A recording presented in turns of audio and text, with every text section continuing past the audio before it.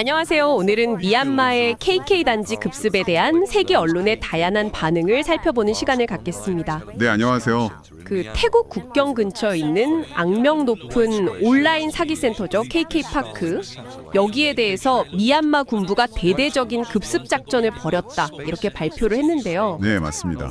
근데 저희가 관련 소스들을 좀 보니까요. 이 공식 발표 내용하고 현장에서 들려오는 얘기가 상당히 다르더라고요. 네, 그 점이 이번 사건의 핵심인 것 같아요. 각 언론이 어떤 부분에 좀 더 초점을 맞추고 있는지 비교하면서 들어보시면 흥미로울 것 같습니다. 좋습니다. 그럼 먼저 일본 NHK 월드재팬 보도부터 시작해볼까요? NHK는 좀 군부 발표 내용을 충실하게 전달하는 데 초점을 맞춘 것 같네요. 네, 그런 편입니다. NHK는 일단 군부 발표를 인용해서요.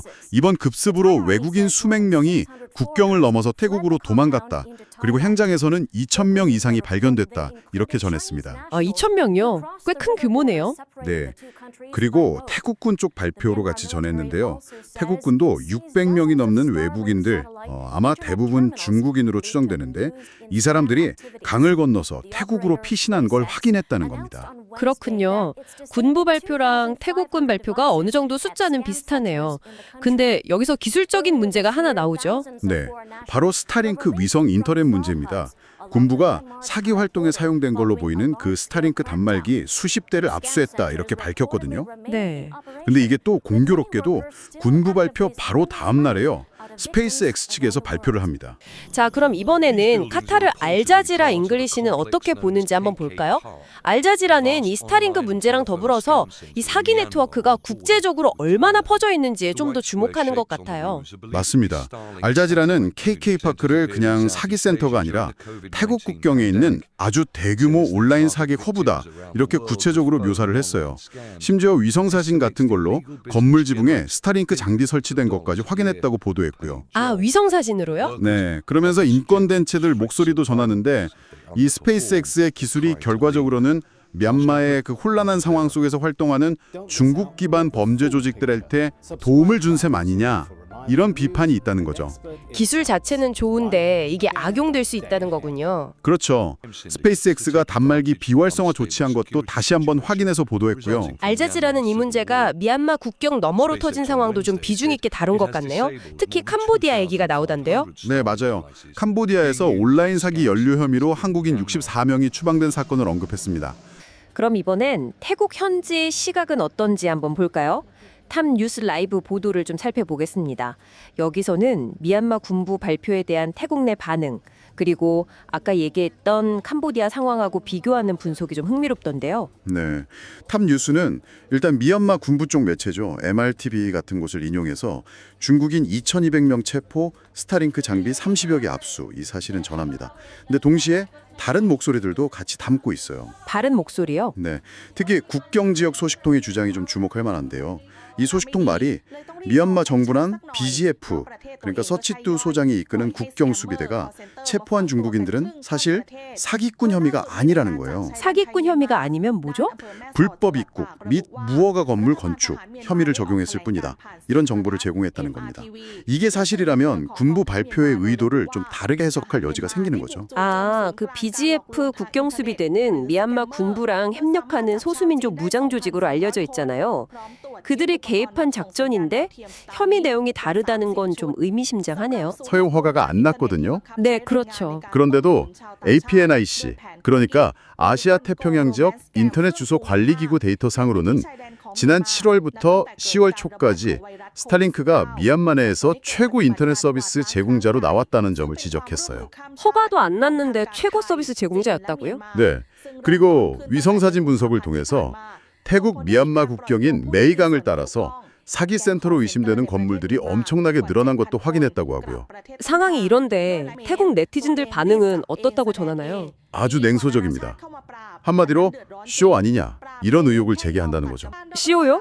어떤 맥락에서죠? 태국 네티즌들은 미얀마 군부가 이제 국제사회, 특히 중국 같은 나라들의 압박이 세지니까 캄보디아처럼 외부에서 개입하기 전에 미리 자기들이 단속하는 모습을 보여주려는 거 아니냐 이렇게 의심한다는 겁니다.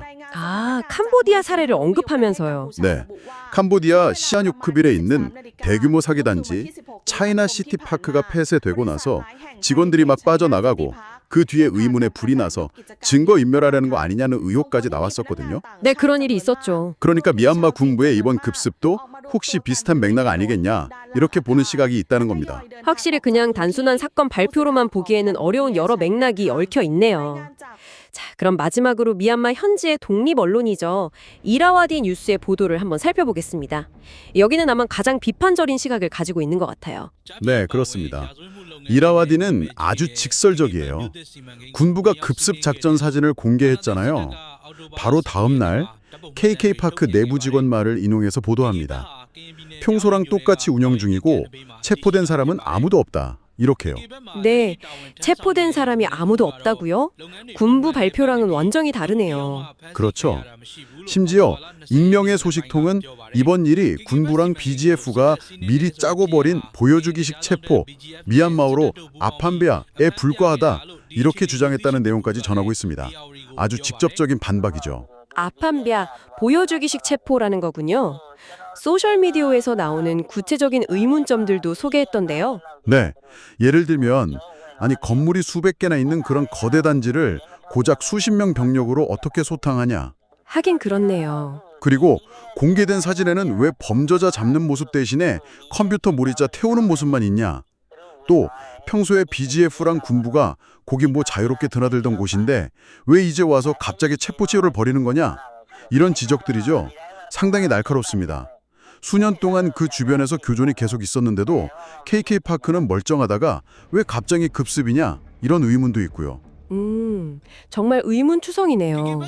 이라와디는 특히 이 급습 시점에 주목하는 것 같던데요. 맞습니다. KNU 그러니까 카렌민족 연합 대변인 분석을 인용하는데요.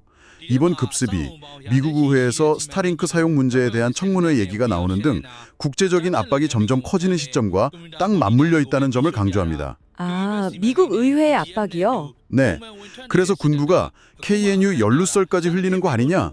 이건 이런 압박 국면에서 책임을 좀 떠넘기려는 의도일 수 있다. 이런 해석을 내놓고 있습니다. KNU는 미얀마 군부에 저항하는 대표적인 소수민족 무장단체 중 하나잖아요. 군부가 이들을 끌어들이려고 한다는 주장이군요. 그렇죠.